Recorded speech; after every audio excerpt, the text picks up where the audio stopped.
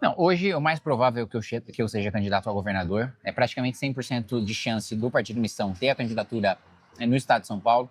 Na próxima semana a gente vai ter o resultado de algumas negociações que a gente tem feito com Paulo Serra, que é ex-prefeito de Santo PSDB? André, PSDB, Cidadania, em que nós podemos fazer essa composição. Semana que vem vamos ter esse resultado. O movimento é arriscado que você faz, né? Você sai do União Brasil, um partido bem estruturado, e vai para uma missão para estruturar um partido. Como é que foi esse cálculo até de articulação, coeficiente eleitoral? Como é que é essa estratégia? Se eu vivesse de mandato e se eu fosse só pensar em ficar o resto da minha vida vencendo a eleição para deputado, continuaria no União Brasil. Teria tempo de TV, teria 3 milhões de reais, todas as eleições para fazer as minhas campanhas, mas eu não teria nenhuma perspectiva de eleger um presidente da República, um governador, um senador, de ter maioria no Congresso Nacional, de fato promover a mudança do país, que é meu objetivo. Não é ficar tendo mandato o resto da minha vida para fazer pequenas mudanças que um deputado consegue fazer sem um partido, sem uma bancada, sem eleger um presidente da República. Então, eu não diria para você que foi um movimento arriscado, porque o meu maior risco seria correr o risco de ficar refém de partidos que não têm a agenda que eu acredito pro resto da minha vida. Felizmente, esse risco acabou.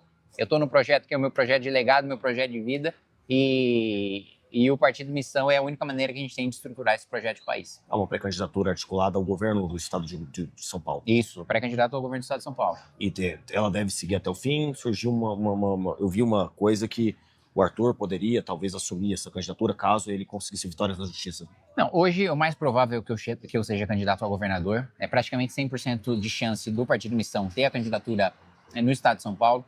Na próxima semana a gente vai ter o resultado de algumas negociações que a gente tem feito com Paulo Serra, que é ex-prefeito de Santo André, PSDB, Cidadania, em que nós podemos fazer essa composição. Semana que vem vamos ter esse resultado.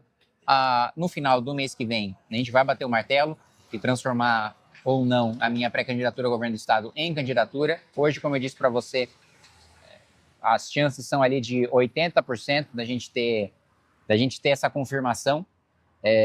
E do Arthur, infelizmente, a gente não sabe, né? Até agora a gente não conseguiu nem na primeira instância, nem na segunda. Agora a gente depende do Superior Tribunal de Justiça, mas assim como o Supremo, ali cada ministro é uma ilha, e infelizmente é uma coisa que a gente não pode contar, ainda que o processo contra o Arthur, enfim, é sabido, foi absolutamente ilegal, atropelado e cassado por uma razão que não se sustenta de nenhuma perspectiva, né? Entrevistei há pouco tempo um ex-integrante do MBL, o Fernando Holliday, e ele diz que o Missão nasce sem uma ideologia. Eu acho que ele até repetiu essa crítica em outras entrevistas que ele deu. Como é que você vê essa crítica? Como é que você vê essa crítica que não só ele, mas outros integrantes também do MBL fazem ao grupo e ao partido? Eu acho que tá faltando ler um pouco, porque se tem um grupo que tem ideologia, é a gente. Quem tem ideologia é o Bolsonaro. O Bolsonaro acredita no quê? Qual que é a corrente política dele? Nenhuma. Paulo Guedes furou o teto. Primeiro ano de mandato do governo Bolsonaro. Bolsonaro era um crítico do Bolsa Família, triplicou o Bolsa Família no ano de eleição para vencer o Lula e fez com que a gente tivesse essa epidemia de pessoas jovens e saudáveis que não querem trabalhar por causa do benefício social.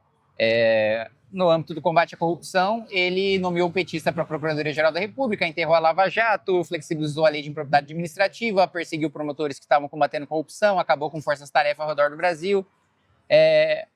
Nem no campo das armas, o Bolsonaro fez a defesa daquilo que ele defendia, não aprovou um projeto de lei sequer para garantir o porte de armas. Não teve endurecimento de leis penais. Então, assim, Bolsonaro não tem ideologia. A gente tem o programa mais profundo e detalhado de todos, que é o Livro Amarelo, em defesa, infraestrutura, em segurança pública, em ciência e tecnologia, na saúde, na educação. Todos os setores nós temos um programa muito mais aprofundado do que qualquer outro partido. Houve aí, então, uma entrega desses ex-integrantes ao bolsonarismo?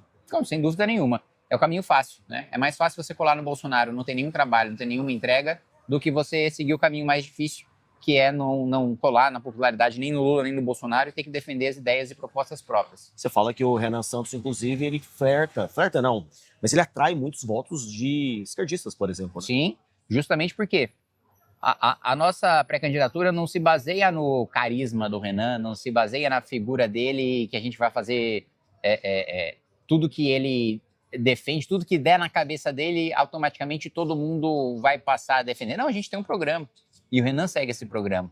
Faz parte da construção dele, como todos nós, e nós temos uma coerência da defesa do programa, da proposta, da ideologia. Se eu morrer, se o Renan morrer, o partido continua e as pessoas sabem no que continuar acreditando sem a gente. Diferente do bolsonarismo que nem morreu e Michele, Eduardo e Flávio já estão brigando entre si para saber quem que é o herdeiro, né? Já estão disputando a herança antes mesmo dele morrer. Então, é o caminho mais fácil, seguir o bolsonarismo. Infelizmente, pessoas que passaram pelo MBL e viram o quão difícil é passar pelo nosso caminho da coerência, escolheram ir pelo mais fácil. Mas o MBL lá atrás, ele também contribuiu um pouquinho com a Duna nessa ideia que o MBL lá atrás, ele deu uma impulsionada nesse movimento bolsonarista? Bom, o MBL ele apoiou o Bolsonaro no segundo turno. Naturalmente, a gente tinha acabado de sair das manifestações pelo impeachment. Tinha uma esperança de que ele fosse fazer um governo minimamente decente. Tentamos todas as alternativas no primeiro turno, fracassamos, né? Fomos ali com a pré-candidatura do Flávio Rocha à presidência, não conseguimos emplacar. Tentamos depois com o Álvaro Dias, não conseguimos avançar. Bolsonaro foi o que sobrou contra o PT, a gente tinha esperança de que ele fosse enterrar o PT de vez. Pelo contrário, ele reviveu o PT. Então, qual que é a projeção, promissão, então, nacionalmente agora? Qual que é a projeção que vocês fazem, não só para Goiás, mas aumentar bancadas, criar bancadas, construir essa bancada para os próximos anos? Como é que o Missão e o MBL projetam 2030 e os próximos anos? 2030 a gente espera estar fazendo campanha para a reeleição do Renan. Agora a gente espera eleger o Renan e ter a maior bancada possível dentro do Congresso para dar sustentação para o governo dele. São Paulo, você está confiante com a sua candidatura? São Paulo, estou confiante porque o Haddad tem um ônus de carregar o Lula e o Tarcísio tem um ônus de carregar o Flávio. Eu tenho o bônus de carregar o Renan.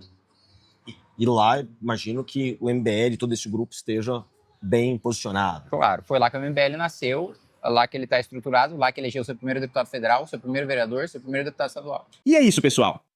Se você curtiu o vídeo e quer continuar acompanhando os melhores cortes e conteúdos aqui no canal Aurinegro, já deixa o seu like, porque isso ajuda demais o canal a crescer. E claro, se inscreve no canal Aurinegro e ativa o sininho para não perder nenhum vídeo novo. Tamo junto e até o próximo vídeo.